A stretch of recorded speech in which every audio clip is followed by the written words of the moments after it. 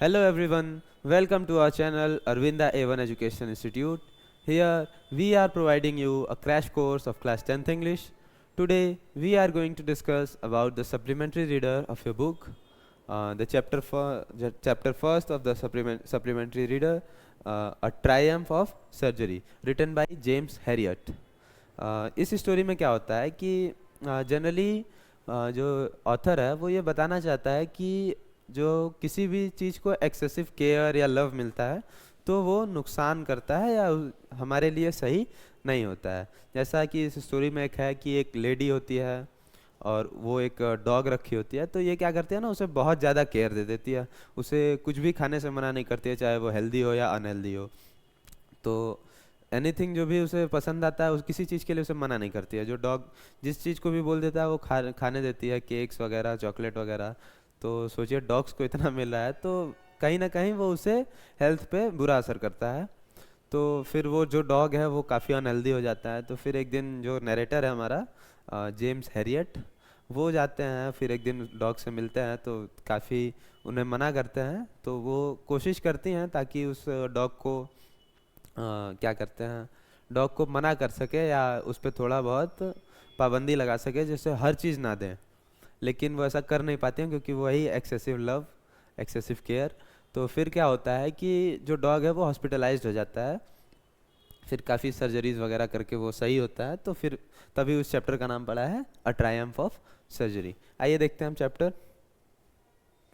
Chapter हमारा है, story कुछ इस तरीके से।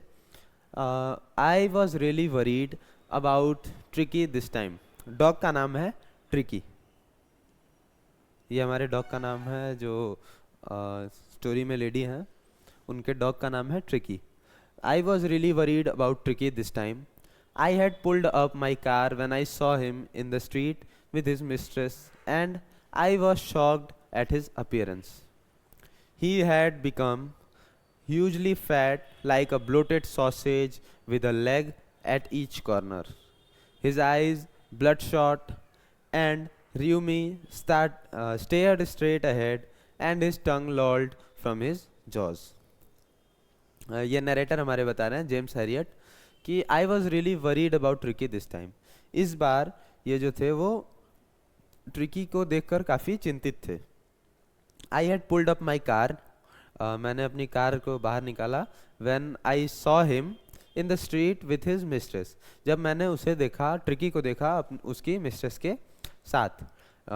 And I was shocked at his appearance, और मैं उसका जो अपियरेंस था उससे काफ़ी शॉक्ड था। He had become usually fat, वो जो ट्रिकी है वो यूजली फैट था, यानी काफ़ी ज़्यादा मोटा हो गया था। लाइक अ ब्लोटेड सॉसेज, जैसे कि एक फूला हुआ सॉसेज हो। सॉसेज आपको पता होगा, एक क्या कह सकते हैं, खाने का एक खाना होता है, एक तरीके से एक स्नैक होता है। With a leg at each corner, एक ऐसा फूला हुआ सॉसेज था जिसके हर कॉर्नर पे जिससे हर कॉर्नर पे पैर थे।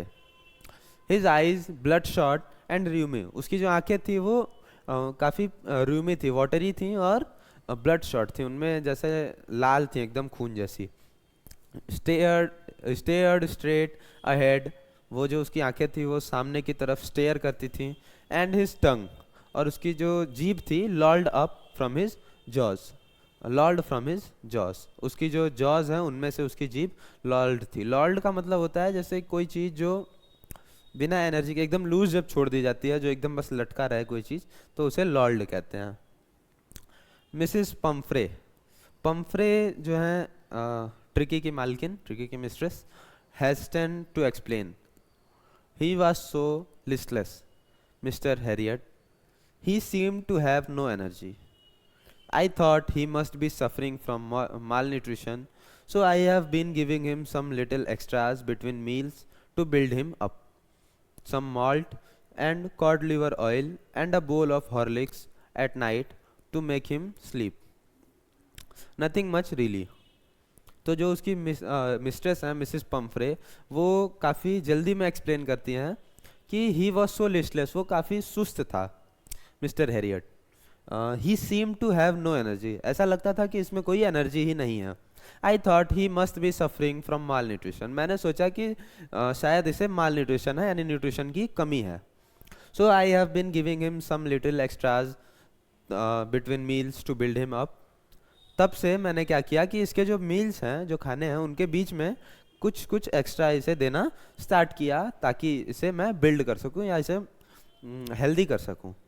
सम malt and cod liver oil, कुछ मॉल्ट और कॉड लिवर ऑयल का मतलब होता है वो fish oil, and a bowl of Horlicks, और कुछ हॉर्लिक्स का एक कटोरा, एट नाइट, रात में, टू मेक हिम स्लीप, ताकि ये अच्छे से सो सके। नथिंग मच रियली, बहुत ज़्यादा नहीं, इतना ज़्यादा देने के बाद और फिर बहुत ज़्यादा नहीं। And did you cut down on the sweet things as I told you. तो फिर अब नरेटर पूछते हैं कि क्या आपने वो जो स्वीट थिंग्स थी उन्हें कट किया या उन्हें देना बंद किया है, जैसा कि मैंने आपसे कहा था। Oh I did for a bit. तो मिसेस पम्फ्रे कहती हैं कि मैंने कुछ समय के लिए किया था, but he seem to be so weak, लेकिन ऐसा लग रहा था कि ये काफ़ी कमज़ोर हो रहा है। तो आई हैड टू रेलेंट, तो मुझे फिर रेलेंट होना पड़ा, यानी जो काफ़ी मैं स्ट्रिक्ट थी वो स्ट्रिक्टनेस कम करनी पड़ी। He does love cream cakes and chocolate, so I can't bear to refuse him. वो जो ट्रिकी है उसे क्रीम केक्स और चॉकलेट्स काफ़ी पसंद हैं, तो मैं उसे मना नहीं कर सकी, ऐसा मिसेस पम्फ्रे कहती हैं। I look down again at the little dog, that was the trouble. Tricky's only fault was greed. He had never been known to refuse food. He would tackle a meal at any hour of the day or night. तो I looked down again at the little dog. मैंने फिर उस छोटे dog को देखा, तो that was the trouble. यही परेशानी थी। क्या परेशानी थी कि Tricky's only fault was greed. Tricky की जो एक अकेली गलती थी वो थी greed, यानी लालच।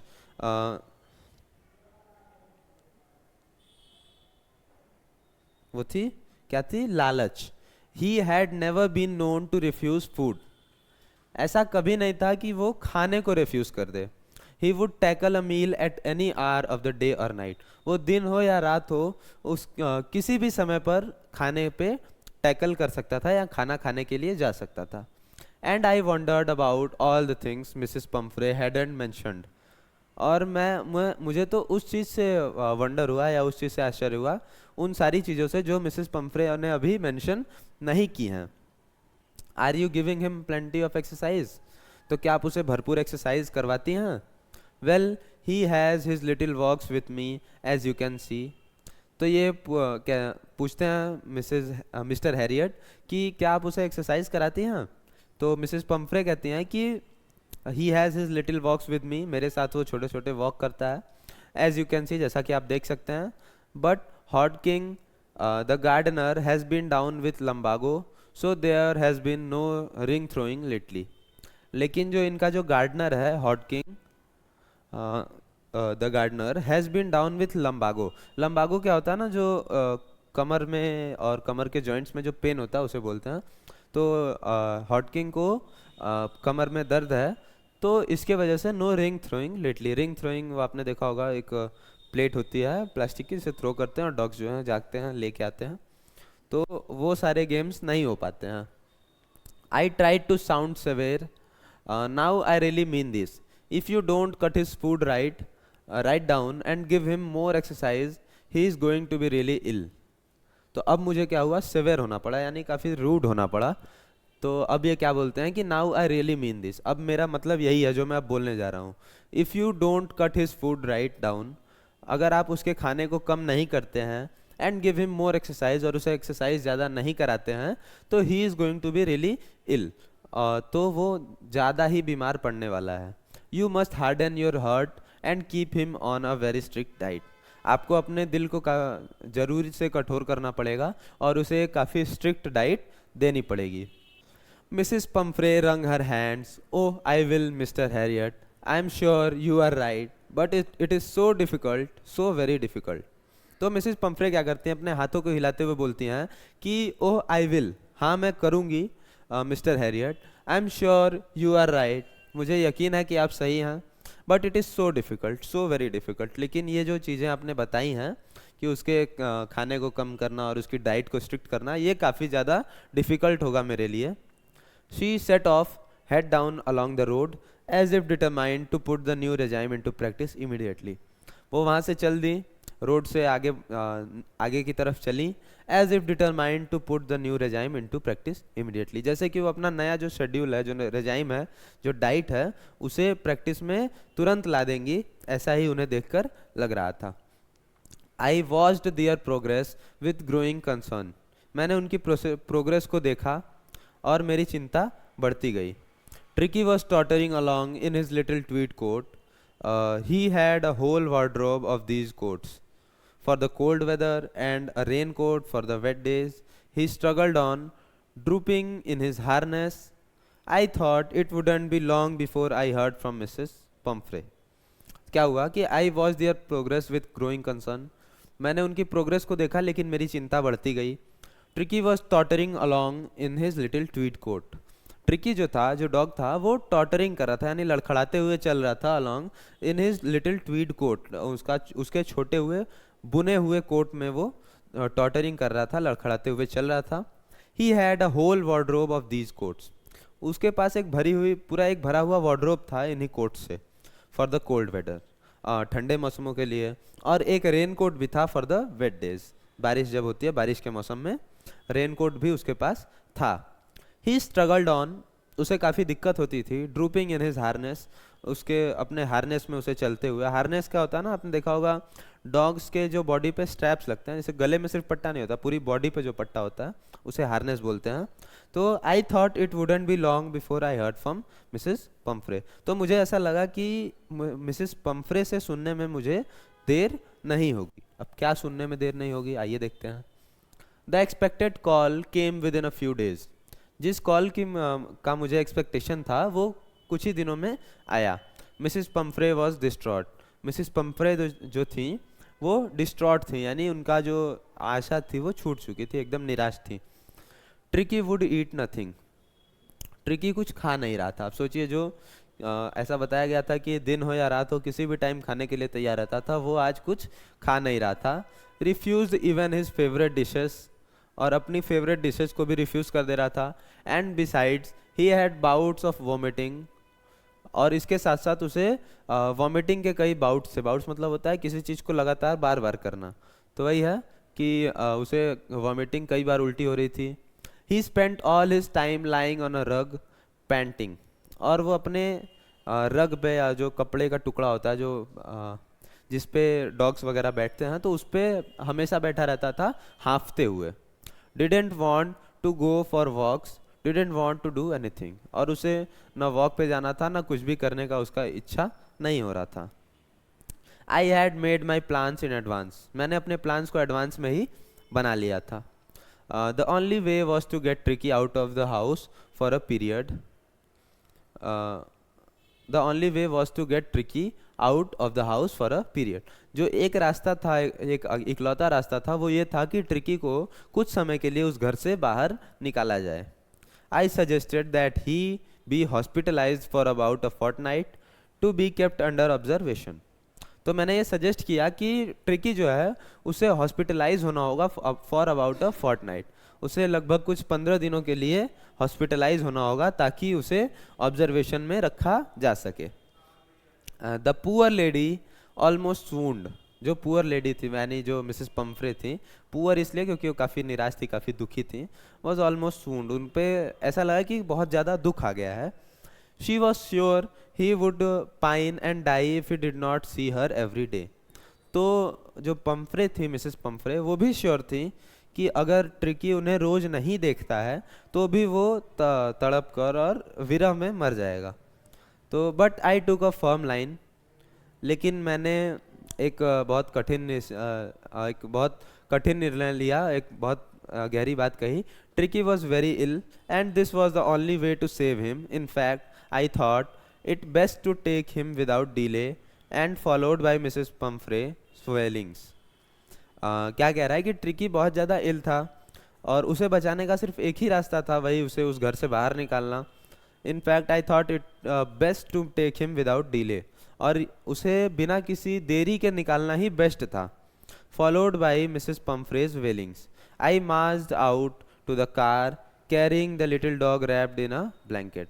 और मिसेस पंफ्रे के जो दुख हैं, जो वेलिंग्स है, उसे सुनते हुए और उसके साथ साथ ही मैं बाहर गया कार तक और उस डॉग को एक ब्लैंकेट में लपेटकर कार के पास ले गया. The entire staff was aroused and maids rushed in and out bringing his day bed, his night bed, favorite cushions, toys and rubber rings, breakfast bowl, lunch bowl, supper bowl.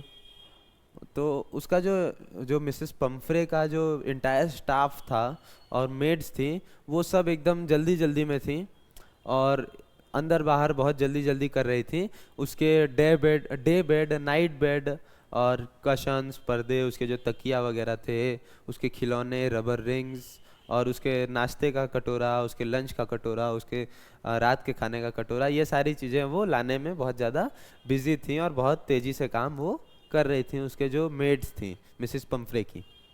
तो realising that my car would never hold all the stuff, I started to drive away. तो ये लोग बहुत तेज़ी से आ जा रही थी, तो मुझे ये रियलाइज़ हुआ कि इतनी सारी चीज़ें मेरी कार में नहीं अटेगा.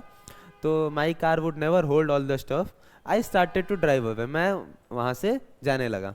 As I moved off, Mrs Pumphrey with a despairing cry threw an armful of the little coats through the window.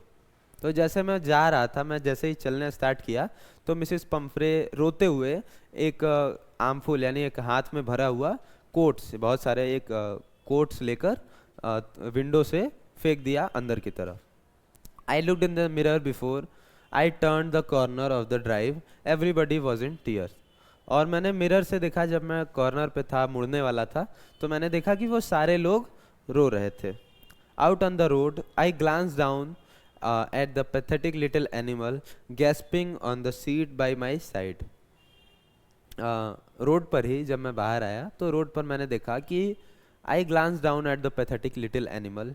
तो मैंने उस छोटे से बहुत ज़्यादा बीमार, बहुत ज़्यादा अजीब ढंग के दिखने वाले उस छोटे से एनिमल को मैंने देखा, क्योंकि वो बहुत ज़्यादा मोटा हो चुका था, बहुत अनहेल्दी हो चुका था, इसलिए उसके लिए यूज़ किया गया ये word pathetic animal. Gasping on the seat bye my side, जो कि मेरे बगल वाली सीट पर बैठकर हाँफ रहा था. तो I patted the head and Tricki made a brave effort to wag his tail. तो मैंने उसके सिर पे पैट किया यानी थपथपाया. तो ट्रिकी ने एक बहुत ब्रेव एफर्ट किया, बहुत ज़्यादा मुश्किल काम किया, टू वैग हिज टेल, अपने पूंछ को वो हिलाया. Poor old lad, I said, मैंने कहा, एक poor old lad, you haven't a kick in you but I think I know a cure for you. तुम्हारे अंदर वो किक नहीं है, लेकिन मुझे लगता है कि मेरे पास तुम्हारा इलाज है. At the surgery the household dogs surged around me. Tricki look down at the noisy pack with dull eyes and when put down lay motionless on the carpet. तो एट द सर्जरी क्या हुआ, वहाँ surgery के समय क्या हुआ कि the household dogs surge around me, जो वहाँ के कुत्ते थे, जो हाउस होल्ड डॉग्स थे, वहाँ के घर के जो कुत्ते थे, वो मेरे इर्द गिर्द पूरा मुझे घेर लिया. Tricki looked down at the noisy pack with dull eyes. Tricki जो था, उसने उस शोर मचाते हुए कुत्तों के पैक को या झुंड को देखा. विथ डल आइज, अपनी उसकी जो आंखें थी वो डल हो चुकी थी. When put down lay motionless on the carpet, और जब उसे नीचे रखा गया तो वो मोशनलेस लेटा रहा, उसमें कोई भी मोशंस नहीं थे. The other dogs after sniffing around him for a few seconds decided he was N uninteresting object and ignored him. तो बाकी जो डॉग्स थे, उसने उसे कुछ देर के लिए, कुछ सेकेंड्स के लिए स्निफ किया, सूंघा.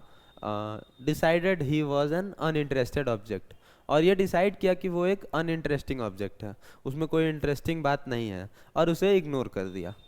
आई made up a bed for him. तो मैंने उसके लिए एक बेड बनाया in a warm loose box, एक गर्म और ढीले ढाले बॉक्स में, डब्बे में. Next to the one where the other dogs slept, जहाँ पर बाकी कुत्ते सोते थे उसी के बगल में. For 2 days I kept an eye on him, giving him no food but plenty of water. अगले 2 दिनों के लिए मैंने उस पर अपनी नज़र रखी, और उसे कोई खाना नहीं दिया, बिल्कुल खाना नहीं दिया, और प्लेंटी ऑफ वाटर, और भरपूर मात्रा में पानी दिया. Eight the end of the second day he started to show some interest in his surroundings, and on the third he began to whimper when he heard the dogs in the yard. अब यहाँ से वो जो tricky था वो ठीक होना start हो गया था कि at the end of the second day, दूसरे दिन के अंत तक, he started to show some interest, और उसने दूसरे दिन के अंत तक कुछ इंटरेस्ट दिखाना स्टार्ट कर दिया था अपने सराउंडिंग्स में, अपने अगल बगल में.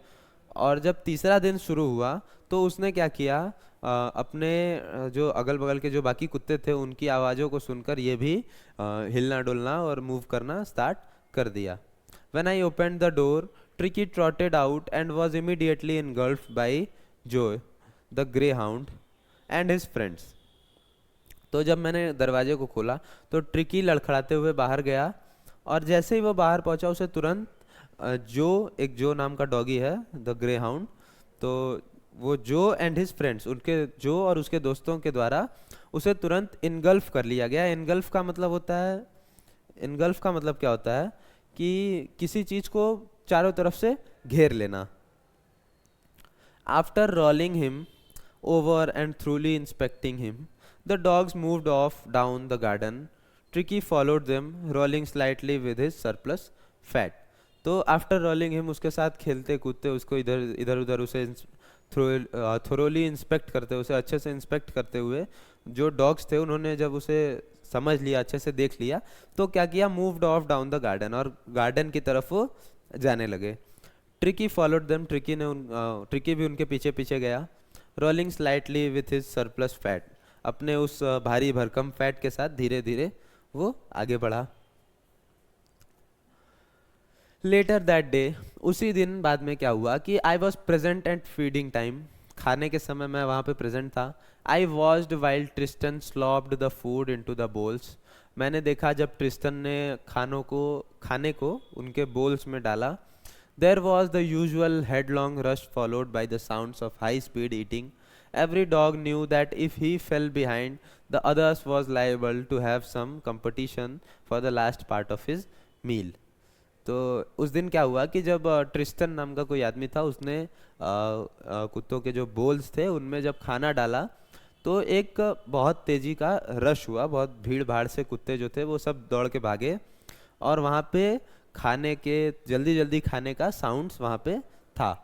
और हर डॉग को ये पता था कि if he fell behind the others, कि अगर खाने में कोई भी लेट करता है तो he was liable to have some competition for the last part of his meal, मतलब जिसका खाना लास्ट में बच जाएगा उसके खाने में और लोगों का भी कंपटीशन हो जाएगा. He was liable to have some competition, उसको कोई कंपटीशन होगा for the last part of his meal. तो सबको ये था कि जल्दी जल्दी जिसका खाना खत्म हो जाए, लास्ट में जिसका बचेगा उस पर सबका हक होगा.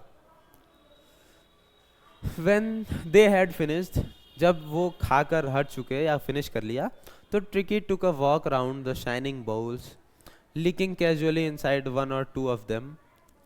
तो ट्रिकी ने उन चमकते हुए बोल्स में के इर्द गिर्द एक वॉक ली, और एक और दो में उसने ऐसे कैजुअली थोड़ा बहुत लिकिंग किया, उन्हें देखा, कुछ खाने का प्रयास किया. Next day an extra bowl was put out for him and I was pleased to see him jostling his way towards it. अगले दिन क्या हुआ कि एक एक्स्ट्रा बोल रखा गया उसके लिए भी, ट्रिकी के लिए भी, एंड आई वॉज प्लीज्ड, और मुझे ये देखकर खुशी हुई, to see him jostling his way towards it, और वो भी दौड़ के अपने उस खाने की तरफ जाते हुए देखकर मुझे भी खुशी हुई. फ्रॉम देन ऑन, तब से, हिज प्रोग्रेस वॉज रैपिड, उसकी जो प्रोग्रेस थी वो काफ़ी तेज थी. He had no medicinal treatment of any kind but all day he ran about with the dogs.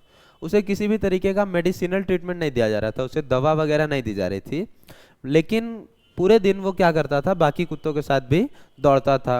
Joining in their friendly स्क्रिमेजेस, और उनके जो फ्रेंडली स्क्रिमेजेस थे, जो थोड़े बहुत उनके जो झगड़े लड़ाई थे जो फ्रेंडली होते थे, उनमें उसने ज्वाइन किया. He discovered the joys of being bowled over, trampled on and squashed every few minutes. उसने जॉयस को डिस्कवर किया ऑफ बीइंग बोल्ड ओवर, उसे उसके साथ कोई खेले और उसे स्क्वैश कर दिया जाए, उसे दबा दिया जाए, मसल दिया जाए, ऐसे भीड़ भाड़ में होता है ना कि तो उस तरीके के जॉय को उसने डिस्कवर किया हर minute. He became an accepted member of the gang, और वो उस गैंग का एक एक्सेप्टेड मेंबर बन चुका था। An unlikely silky little object among the shaggy crew, fighting like a tiger for his share at meal times and hunting rats in the old hen house at night. तो अब वो उस gang का एक accepted member बन चुका था, एक अनलाइकली जो बाकियों से अलग था, सिल्की लिटिल ऑब्जेक्ट, और काफ़ी सिल्की टाइप का वो था। अमॉन्ग द शैगी क्रू, पतले पतले क्रू के पतले पतली भीड़ में वो एक सैगी और अ, भारी भरकम ऑब्जेक्ट था वो। फाइटिंग लाइक अ टाइगर, और एक शेर की तरह फाइट करता था अपने खाने के हिस्से के लिए, और चूहों पे हंटिंग करता था हेन हाउस, पुराने उस मुर्गियों के घर में रात में। ही had never had such a time in his life, उसके पूरे जीवन में ऐसा टाइम नहीं था। All the while Mrs. Pumphrey hovered anxiously in the background, ringing a dozen times a day for the latest bulletins. और इन सभी में इसी बीच जो ये सारी चीज़ें हो रही थी, इसी में दूसरे जगह क्या हो रहा था कि मिसेस पंफ्रे रोज चिंतित होकर आती थी, और लगभग डोजन टाइम, दर्जनों बार आती थी एक ही दिन में फॉर द लेटेस्ट बुलेटिन, नई नई ताज़ी खबरों के लिए। I dodged the questions about whether his cushions were being turned regularly or his correct coat worn according to the weather, but I was able to tell her that the little fellow was out of danger and convalescing rapidly. तो मैंने उसके जो बाकी questions थे, जैसे कि उसके cushions को बदला गया या नहीं, या उसने मौसम के हिसाब से सही कोट पहना है या नहीं, ऐसे सारे वो क्वेश्चंस पूछती थी। लेकिन मैं इन क्वेश्चंस को क्या करता था, डॉज करता था, यानी इस क्वेश्चन से पीछा छुड़ाता था, बच जाता था। और लेकिन मैं बस उन्हें इतना बताता था कि वो जो लिटिल फेलो है, वो जो छोटा डॉग है, वो अब आउट ऑफ डेंजर है, उसे अब कोई खतरा नहीं है, और अब वो जल्दी जल्दी ठीक हो रहा है। The word convalescing seemed to do something to Mrs. Pumphrey. ये जो वर्ड है कि वो ठीक हो रहा है, तो इससे क्या होता था, मिसेस पंफ्रे को कुछ कुछ होता था। She started to bring round fresh eggs, और अब उसने क्या किया कि फ्रेश एग्स लाना शुरू किया, 2 डोजन एट अ टाइम, और एक बार में वो भी 2-2 दर्जन वो लाती थी। To build up Tricki's strength, ताकि ट्रिकी की जो स्ट्रेंथ है उसे बिल्ड अप किया जा सके। For a happy period of my partners and I had 2 eggs each for breakfast, but when the bottles of wine began to arrive, the real possibilities of the situation began to dawn at the household. तो शुरू में जब वो अंडे लाती थी तब तो ठीक था, क्योंकि वो अंडे कहीं ना कहीं हेल्दी होते हैं, तो उसके लिए तो ठीक था। और जब थोड़ा खुशी का समय था, तो मैं और मेरे पार्टनर जो थे उन्होंने भी 2 अंडे ईच फॉर ब्रेकफास्ट लिए। लेकिन बात तब बिगड़ना शुरू हुआ जब वहाँ पे बॉटल ऑफ वाइन आनी शुरू हुई, बॉटल्स ऑफ वाइन। तो अब मिसेस पंफ्रे क्या करती थी, वाइन की बॉटल वगैरह पहुँचाने लगती थी। The real possibilities of the situation began to dawn at the household, और अब सिचुएशन की जो रियल पॉसिबिलिटी थी अब वो शुरू होना स्टार्ट हुई। It was to enrich Tricki's blood, और ये जो वाइन की बॉटल्स थी वो ट्रिकी के खून को एनरिच करने के लिए थी। Lunch became a ceremonial occasion with 2 glasses of wine before and several during the meal. तो अब वो जो लंच था, अब वो जैसे कोई एक सेरेमोनियल ओकेजन बन गया था, जिसमें 2 ग्लासेस ऑफ वाइन बिफोर, यानी लंच से पहले 2 ग्लास ऑफ वाइन थी, और सेवरल ड्यूरिंग द मील, और मील के साथ यानी खाने के समय भी काफ़ी सारी ग्लासेस वो वहाँ पे उपलब्ध रहती थी या पीता था, ट्रिकी या कौन, देखते हैं आगे। We could hardly believe it when the brandy came to put a final edge on Tricki's constitution, और अब हमें बहुत मुश्किल से बिलीव हुआ जब ब्रांडी कम हुई। ब्रांडी आपको पता होगा, ब्रांडी आई, आपको पता होगा ब्रांडी एक अल्कोहल टाइप होता है। तो came to put a final edge on Tricki's constitution, और जब ब्रांडी आई तो ट्रिकी का जो ये नियम था वो अब फाइनल एज पे था। For a few nights the fine spirit was rolled around, inhaled and reverently drunk. कुछ रातों के लिए तो वो जो फाइन स्पिरिट था, वो जो ट्रिकी था, वॉज रोल्ड अराउंड, उसे अच्छे से लपेट दिया जाता था ब्लैंकेट्स में, और उसे जो हल्का फुल्का ड्रंक वो अपना आराम से सोता था. They were days of deep content, starting well with the extra egg in the morning, improved and sustained by the midday wine, and finishing luxuriously around the fire with the brandy. That were days of deep content. उस समय क्या था कि दिन जो थे बहुत अच्छे थे. Starting well, अच्छे से शुरू होते थे with extra egg in the morning. सुबह एक एक्स्ट्रा एग के साथ वो शुरू होते थे. Improved and sustained by the mid day wine, और जो दोपहर के खाने में और अच्छा हो जाता था जब मिड डे वाइन मिल जाती थी. और एक लग्जरियसली रूप में, एक बहुत ज़्यादा लग्जर के साथ फिनिश होते थे with a round the fire with the brandy. आग के पास ब्रांडी के साथ जो रातें थी वो काफ़ी ज़्यादा लग्जरियस थी. It was a temptation to keep Tricky on as a permanent guest, but I knew Mrs. Pumphrey was suffering, and after a fortnight felt compelled to phone and tell her that the little dog had recovered and was awaiting collection. So it was a temptation to keep Tricky's on as a permanent guest. तो tricky को एक permanent guest बनाना एक temptation जैसा था, काफ़ी लालच type वो देता था, काफ़ी लुभावना था. But I knew Mrs Pomfrey was suffering, लेकिन मुझे ये पता था कि जो मिसेस पम्फ्रे थी वो सफ़र कर रही थी, काफ़ी दुखी थी. और जब एक फोर्टनाइट बीत गई, जब 15 दिन बीत गए, तो फेल्ट कंपेल्ड टू फोन तब and tell her that the little dog had recovered and was awaiting collection. तो जब 15 दिन बीत गए तो मुझे ये बताते हुए काफ़ी खुशी हुई, उन्हें फ़ोन करते हुए, कि जो लिटिल डॉग है वो अब ठीक हो चुका है और अब वो जाने के लिए इंतज़ार कर रहा है. With in minutes about 30 feet of gleaming black metal Drew up outside. लगभग कुछ मिनट्स में ही एक लगभग 30 फीट का चमकता हुआ काला मेटल यानी car Drew up outside the surgery. उस अपने जो सर्जरी का जो उनका जो हाउस होल्ड था जहाँ पे ट्रिकी रहता था, वहाँ पे एक चमकती हुई काले रंग की कार आई कुछ मिनट्स में ही. The chauffeur opened the door and I could just make out the figure of Mrs. Pumphrey almost lost in the interior. चॉफर मतलब होता है ड्राइवर. तो ड्राइवर ने दरवाजे को खोला तो मुझे ये समझ में आया कि जो मिसेस पम्फ्रे का फिगर था, यानी जो उनका हेल्थ था, वो लगभग ख़त्म हो चुका था अंदर से. Her hands were tightly clasped in front of her lips trembled. Oh Mr Herriot, do tell me the truth, is he really better. अब उनके जो हाथ थे वो अपने में टाइटली क्लैस्प्ड थे, बंधे हुए थे इन फ्रंट ऑफ हर, उसके सामने. हर लिप्स ट्रेम्बल्ड, उसके होठ जो थे वो काँप रहे थे मिसेस पम्फ्रे के. और उन्होंने काँपते हुए होठों से बोला क्या कि oh Mr Herriot, do tell me the truth, मुझे सच बताइए.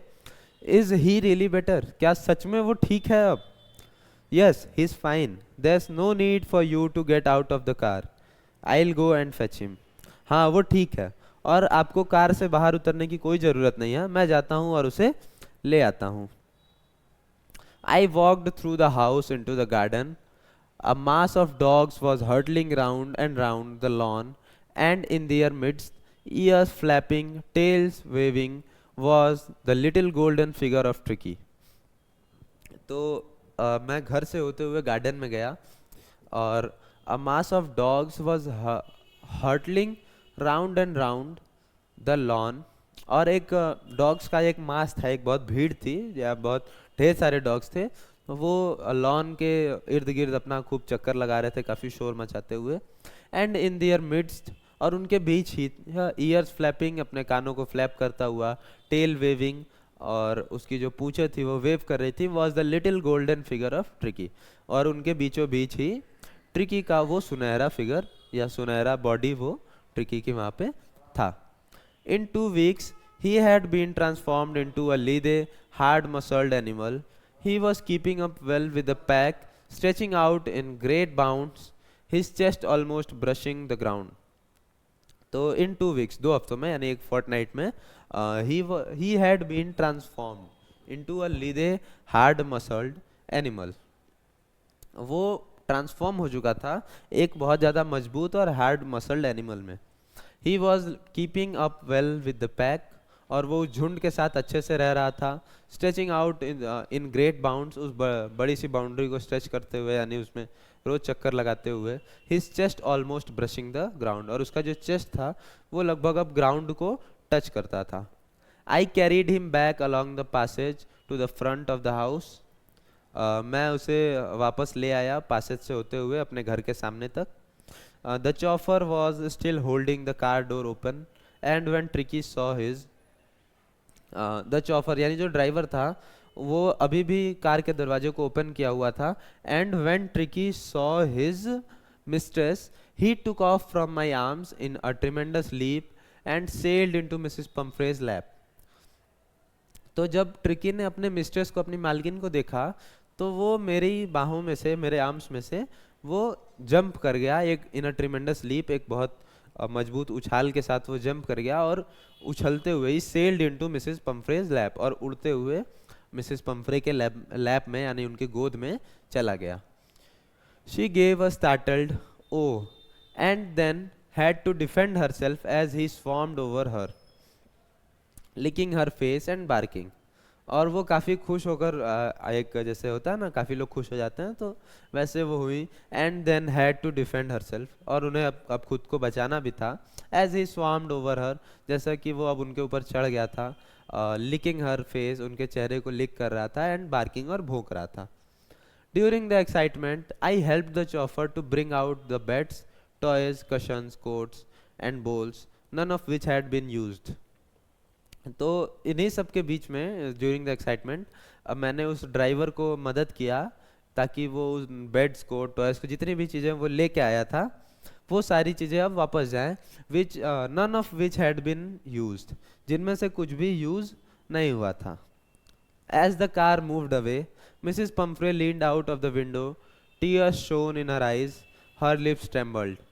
और जैसे कार अब दूर जाने लगी या जाने लगी तो मिसेस पंफ्रे उस खिड़की से बाहर आई। Tears shone in her eyes, उनकी आंखों में आंसू थे। हर लिप्स ट्रेम्बल्ड, और उनके जो लिप्स थे वो कांप रहे थे। और वो क्या बोल रही थी कि oh Mr Herriot, she cried, और वो रोते हुए बोली कि oh Mr Herriot, how can I ever thank you, कैसे मैं आपका कभी भी धन्यवाद कर सकूंगी। This is a triumph of surgery, या ना, यही आपका चैप्टर था कि this is a triumph of surgery, ये जो है सर्जरी की जीत हुई। लिखा गया था ये मिस्टर जेम्स हैरियट द्वारा। This was your chapter. और कोई भी आपको डाउट हो तो आप कमेंट कर सकते हैं। और अगर आपको ये वीडियो पसंद आया है तो हमारे वीडियो को लाइक करिए और हमारे चैनल को सब्सक्राइब करिए। Thank you.